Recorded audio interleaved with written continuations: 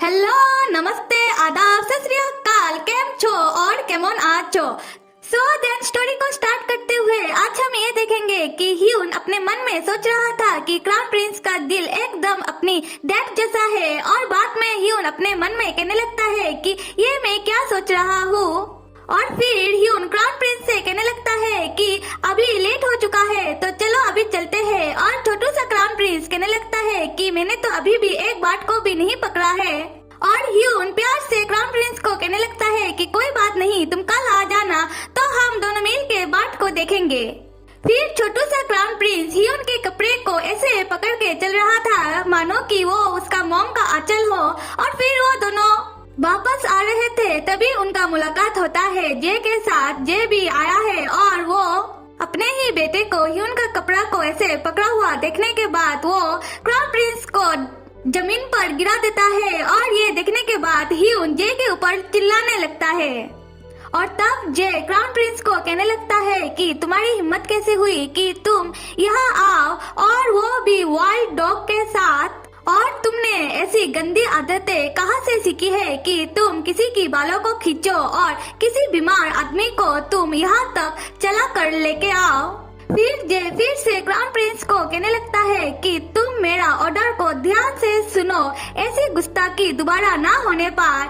और तब Hyun crown Prince को प्यार से पकड़ के जे को कहने लगता है कि हाँ, क्राउन प्रिंस ने तुम्हारी बात को समझ लिया है और ऐसे भी हम यहाँ तक चल के नहीं आए हैं। क्राउन प्रिंस ने मुझे अपनी पालकी में बिठा कर यहाँ लेके आया है और ऐसे भी तुम क्राउन प्रिंस के साथ ऐसे कैसे बातें कर रहे हो। क्राउन प्रिंस तो 5 साल का बच्चा ही है।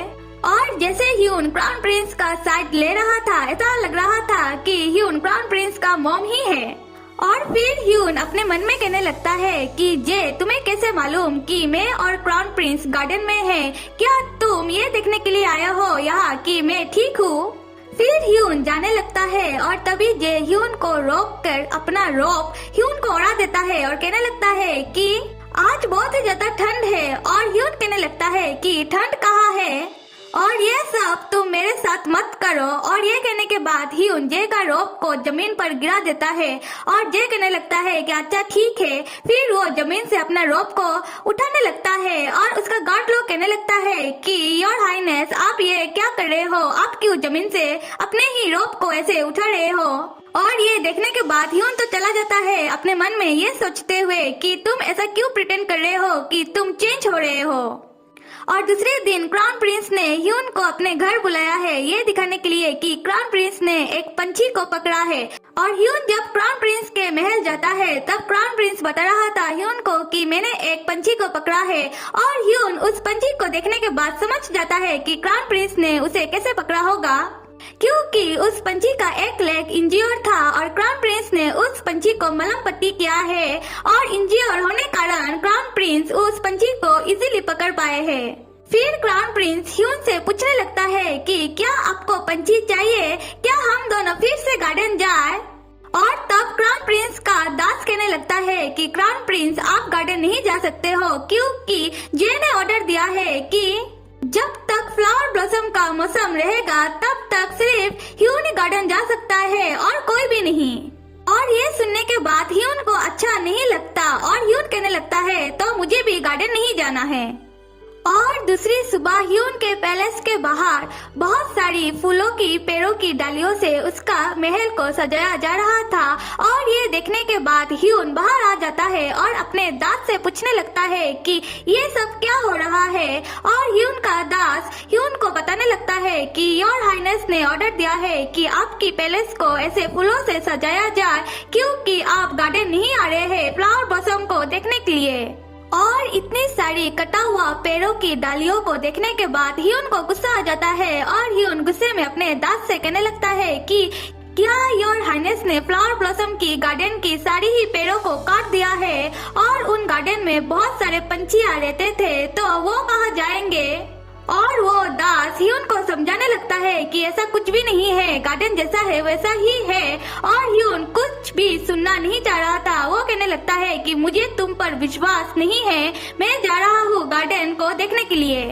और ह्यून दौड़ते हुए फ्लावर ब्लॉसम की गार्डन में जाने लगता है और वहां जाने पर उसे जे भी मिलता है जो फ्लावर ब्लॉसम की गार्डन में ही था। और ह्यून ये भी पता है कि फ्लावर ब्लॉसम का गार्डन एकदम से ही सलामत ही है जैसा कि उस दास ने कहा था। और फिर जे ह्यून को देखने के बाद कहने लगता है कि क्या तुम मुझे इधर देखने के बाद गुस्सा हो, और तुमने तो कहा था कि तुम नहीं आओगे तो मैं ही आ गया गार्डन में। और क्या तुम उस दिन की तरह मुझे आज भी चाटा मारना चाहते हो, और अगर तुम ऐसा करोगे तो मुझे दर्द होता है, कुछ तो जवाब दो ह्यून। और ह्यून कुछ भी नहीं कह रहा था, वो अपने मन में सोच रहा था कि जे तुम्हें कब से दूसरों की फीलिंग की परवाह हो गई है, क्या तुम सच में चेंज हो रहे हो, और ऐसे भी तुम किसी को भी मार भी नहीं रहे हो और ऐसा वैसा भी कुछ भी नहीं कर रहे हो, क्या तुम सच में चेंज पर्सन बनते जा रहे हो? नहीं, तुम चेंज हो जाओ, ऐसा नहीं हो सकता। फिर ह्यून जे को कहने लगता है कि तुम्हें दर्द होता है, ऐसा तुम कैसे कह सकते हो, क्योंकि तुम तो वो हो जो हमेशा मुझे दर्द देते रहते हो। फिर जे ह्यून को कहने लगता है कि तुम ये क्या कर रहे हो, क्या करूँ मैं तुम्हारे लिए, क्या मैं अपना पैर तोड़ दूं? फिर जे अपने बॉडीगार्ड को कहने लगता है कि तुम तुम्हारा तलवार मुझे दो। और ये सुनने के बाद उसका बॉडीगार्ड तो तलवार जे को नहीं दे रहा था। फिर जे तलवार को पकड़ के खींचने लगता है और इस चक्कर में जे का हाथ भी कट जाता है और तलवार जमीन पर गिर जाता है। फिर जे जब तलवार को उठाने जाता है अपनी पैरों को तोड़ने के लिए, तब ये देखने के बाद ह्यून दौड़ के आता है और वो अपनी पैरों से तलवार को जमीन पे दबाने लगता है और जे को तलवार उठाने नहीं देता। और तब ह्यून जे को कहने लगता है कि ये सब करने की तुम्हें कोई जरूरत नहीं है। और जे ये सब इसलिए कर रहा था क्योंकि ह्यून उसके साथ बातें नहीं कर रहा था, इसी कारण उसे दर्द हो रहा था। और कहीं न कहीं जे ह्यून को ये बताना चाह रहा था कि उसे भी दर्द का एहसास हो सकता है। खैर, फिर जे उस तलवार को लेने की कोशिश कर रहा था और ह्यून अपने पैरों से उस तलवार को जोर से दबाए हुए रखा था। और ह्यून जे को कहने लगता है कि तुम उठ जाओ, ऐसे भी तुम्हारे हाथों से बहुत ही ज्यादा ब्लीडिंग हो रहा है। फिर जे ह्यून से कहने लगता है तो क्या हो गया, ज्यादा से ज्यादा मैं मर जाऊंगा, और ऐसे भी मैंने जो भी किया है उसके सामने ये तो कुछ भी नहीं है, और मुझे मालूम है कि तुमने कितना दर्द सहा है ह्यून, और तुम्हारे ही कारण मेरे अंदर भी दर्द का एहसास होने लगा है। और ह्यून, तुम जब भी कुछ भी नहीं कहते हो, म्यूट हो जाते हो, तो मेरा दिल फ्रीज हो जाता है। और फिर जे ह्यून को समझाने लगता है कि वो अब से डिफरेंट पर्सन बन रहा है और वो धीरे धीरे चेंज हो रहा है और वो पहले जैसा कुछ भी नहीं करेगा अब से। मतलब कि जे अब से अच्छा बनने की कोशिश कर रहा है। और ये सारी बातें जे ह्यून को बहुत ही ज्यादा मशक्कत से समझाने की कोशिश कर रहा था। फिर जे की सारी बातें सुनने के बाद ह्यून कहने लगता है कि मुझे तुम पर विश्वास नहीं है, मैं खुद ही देखूंगा कि तुम कितना ज्यादा चेंज हो रहे हो। I will be watching you closely। और ये सुनने के बाद जे ह्यून से कहने लगता है तो अब से तुम मुझसे भागने की कोशिश नहीं करोगे। और ये कहने के बाद ही जे ह्यून को किस करने लगता है। फिर ह्यून जे को खुद से अलग करने के बाद कहने लगता है कि क्या तुम ये सब करके चेंज होगे। और ह्यून ये कहने के बाद जाने लगता है और जे पीछे से कहने लगता है कि तुमने तो कहा कि तुम मुझे करीब से देखना चाहते हो। फिर ह्यून घूमकर जे को जवाब देने लगता है कि मैंने कहा है तुमसे कि मेरी नजर हमेशा रहेगी तुम पर क्लोजली, क्या तुम पहले से डिफरेंट पर्सन बन रहे हो। और फिर दूसरे दिन ह्यून और क्राउन प्रिंस उस वाले पंछी को, जिस वाले पंछी को क्राउन प्रिंस ने बचाया था और अपने पास रखा हुआ है, उसे ह्यून खाना खिला रहा था। और क्राउन प्रिंस ह्यून से पूछ रहा था कि पंछी आपके हाथ से खाना खा रही है और मेरे हाथ से क्यों नहीं। और तब ह्यून क्राउन प्रिंस को समझाते हुए कह रहा था कि मेरा हाथ तो बड़ा है, इसलिए पंछी मेरे हाथों में बैठकर खाना खा पा रहा है, और आपका हाथ तो छोटा सा है, तो पंछी आपके हाथों में कैसे बैठेगा। और तब क्राउन प्रिंस कहने लगता है कि शायद पंछी आपको ही ज्यादा पसंद करते हैं। और तभी ही जे का एंट्री होता है और ह्यून जे को देखने के बाद पंछी को अपने पीछे छुपा देता है और जे ह्यून से कहने लगता है कि मैं इधर से जा रहा था तो मैं यहाँ आ गया तुम सबसे मिलने के लिए। पर जे पहले ही देख लेता है उस पंछी को और जे को तब समझ में आ जाता है कि ह्यून के पास एक पंछी है और ह्यून उस पंछी को छुपाए हुए रखा हुआ था और वो जे को उस पंछी को दिखाना नहीं चाह रहा था। और तब जे ह्यून से कहने लगता है कि अच्छा तो मैं अभी चलता हूँ, मैं तुमसे मिलने के लिए बाद में आ जाऊंगा। और फिर तब जे चला जाता है और ये सुनने के बाद क्राउन प्रिंस भी सेम डायलॉग रिपीट करते हुए ह्यून को कह रहा था कि मैं भी चलता हूँ, मैं आपसे मिलने के लिए बाद में आऊंगा। और ह्यून क्राउन प्रिंस को कहने लगता है कि आप जरूर आना खेलने के लिए। और क्राउन प्रिंस खुश हो जाता है। और दूसरे सीन पर ये दिखाया जा रहा है कि ह्यून खिड़कियों से देख रहा था कि जो भी फूल जे ने ह्यून की पैलेस को सजाने के लिए भेजा हुआ था वो सारे फूल हटाया जा रहा है क्योंकि अभी सीजन चेंज हो रहा है और फ्लावर ब्लॉसम का सीजन जा रहा है। और ह्यून तब अपने मन में सोचने लगता है कि अभी सीजन चेंज हो रहा है और गर्मियों का मौसम ही था जिस समय मैंने मेरे पिछले जन्म में तुम्हें हमेशा के लिए छोड़ के चला गया था। और तभी वो छोटी सी बच्ची आती है और ह्यून से पूछने लगती है कि माय लॉर्ड क्या आप उदास हो, क्योंकि सीजन चेंज होने के कारण फ्लावर पेड़ों से झड़ रहा है। और तब ह्यून पूछने लगता है कि तुम्हें ऐसा क्यों लग रहा है कि मैं उदास हूँ। और तब ह्यून फिर से अपने मन में सोचने लगता है और कहने लगता है कि आजकल मैं कुछ ज्यादा ही मेरी लाइफ के बारे में सोच रहा हूँ और मुझे मेरे लाइफ में और ज्यादा समय चाहिए कि मैं तुम्हें चेंज होता हुआ देख पाऊँ नेचर वाइज। और तभी ही बाहर जे घोड़े को लेके आता है और ह्यून जब बाहर जाता है तब जे कहने लगता है कि मैं तुम्हें आज राइड देने आया हूँ और आज वेदर भी इतना ज्यादा कोल्ड नहीं है और आसमान में मून भी बहुत ही ज्यादा ब्राइट लग रहा है। सो एक्चुअली मौसम का लास्ट फ्लावर ब्लॉसम जे ह्यून को दिखाने ले जाने के लिए आया है। खैर पर ह्यून पहले तो जाना नहीं चाह रहा था पर जे का इतना ज्यादा एफर्ट देखने के बाद ह्यून मान जाता है आखिरकार। और जब ह्यून घोड़े के ऊपर चढ़ता है तब ह्यून जैसे कहने लगता है कि मुझे घोड़े का राइड करना नहीं आता है क्योंकि मैंने पहले कभी भी नहीं किया है। और ये सुनने के बाद जे को शायद ह्यून के ऊपर प्यार आ जाता है और वो ह्यून की पैरों को पकड़ के किस करने लगता है और ह्यून कहने लगता है कि क्या कर रहे हो, छोड़ो। और तब जे कहने लगता है कि नहीं मुझे करने दो। फिर जे भी उस घोड़े के ऊपर चढ़ जाता है और वो ह्यून को राइड देने के लिए अपने साथ ले जाता है गार्डन में। और तब गार्डन का और पैलेस का नजारा बहुत ही ज्यादा सुंदर था और ह्यून अपने मन में कहने लगता है कि पैलेस रात में इतना ज्यादा सुंदर भी लग सकता है। और राइड करते वक्त जे ह्यून को थैंक यू कह रहा था कि ह्यून उसके साथ फाइनली आने के लिए मान गया है।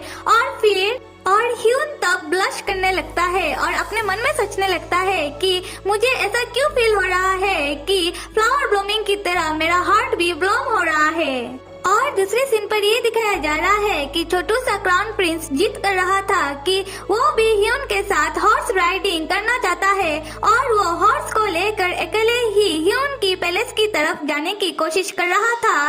और क्राउन प्रिंस का दास उसे रोक देता है और कहने लगता है कि आप ऐसे हॉर्स को मूव नहीं कर पाओगे। और तभी ही क्राउन प्रिंस की सब्स्टिट्यूट मॉम का एंट्री होता है और वो क्राउन प्रिंस को कहने लगती है कि ये क्या कर रहे हो तुम्हें क्या हॉर्स राइडिंग करना आता है, तो तुम क्यों हॉर्स के साथ खींचातानी कर रहे हो, बंद करो ये सब और तुम मेरे साथ चलो। और तब क्राउन प्रिंस कहने लगता है कि नहीं मुझे जाना है जॉक फैमिली की गेस्ट की पैलेस में और वो भी उनके साथ खेलने के लिए।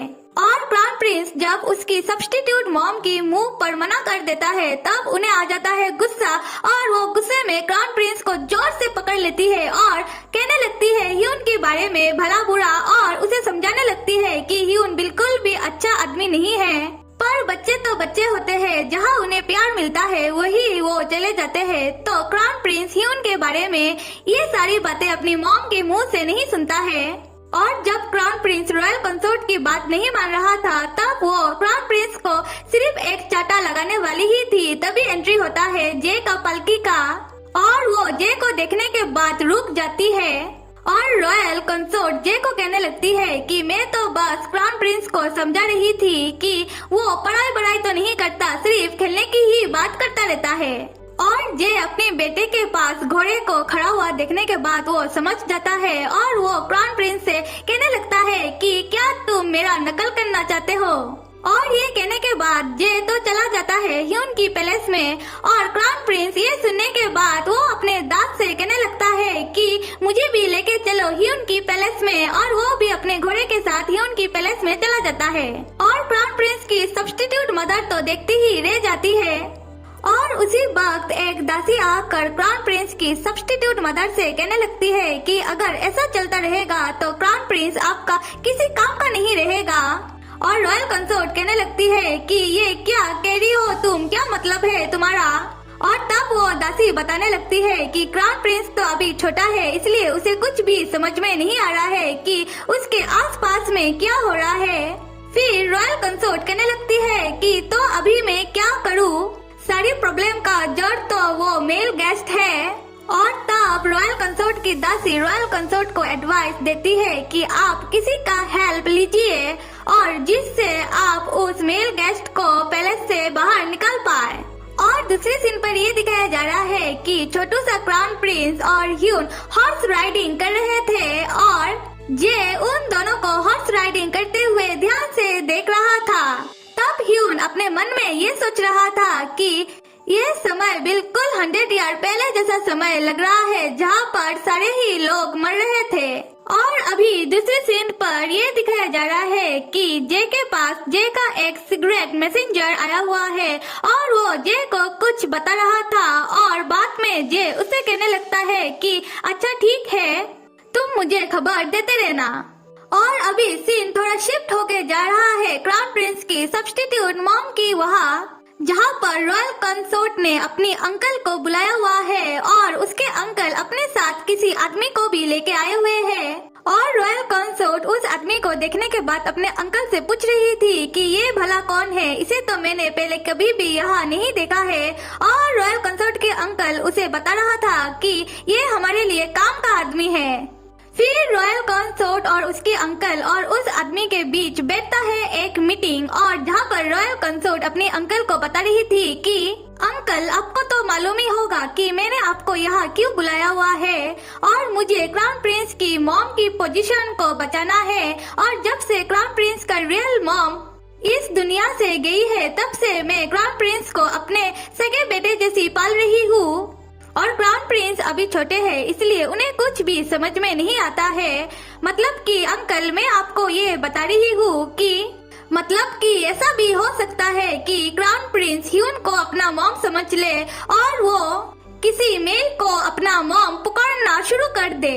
फिर रॉयल कंसोर्ट अपने अंकल को शुरू से बताना स्टार्ट कर देती है कि जब से ह्यून उनकी महल में आया है तब से क्या क्या हुआ है और जे ने क्या क्या किया है और तब से जे कैसे सारी ही कंसोर्ट के साथ नाइंसाफी कर रहा है, जैसे कि किसी कंसोर्ट को ह्यून की ध्यान ना रखने के कारण कारावास दे देना या फिर किसी कंसोर्ट को किसी भी कारण एंड कर देना।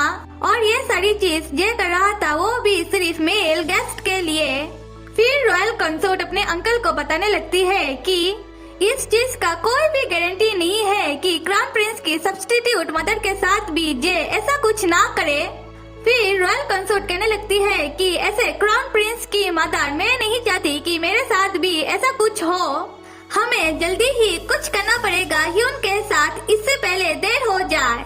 और उसी वक्त वो आदमी जो रॉयल कंसोर्ट के अंकल के साथ आया हुआ था वो रॉयल कंसोर्ट को कहने लगता है कि क्या आपको सच में ये लगता है कि सारी गलती मेल गेस्ट की है, बल्कि मैं ये कहूँगा कि सारी गलती तो जे की है, क्योंकि जे जब से किसी आदमी से रिजेक्ट हुआ है तब से वो ऐसे पागलों की तरह हरकत कर रहा है।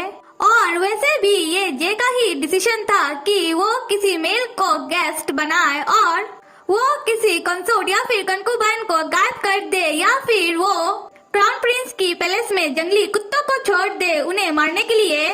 फिर वो आदमी रॉयल कंसर्ट को कहने लगता है कि मैं आपको बल्कि यही सलाह दूंगा कि आप जे को ही रास्ते से हटा दीजिए, तो ये सारी चीजें ऐसे ही ठीक हो जाएंगी। और ये आदमी बल्कि कोई नहीं, ह्यून का पिछले जन्म का वही भाई है जिसने ह्यून के साथ जबरदस्ती की थी। मतलब कि ह्यून का भाई का भी ये दूसरा जन्म है जो फिर से ह्यून की लाइफ में आ चुका है।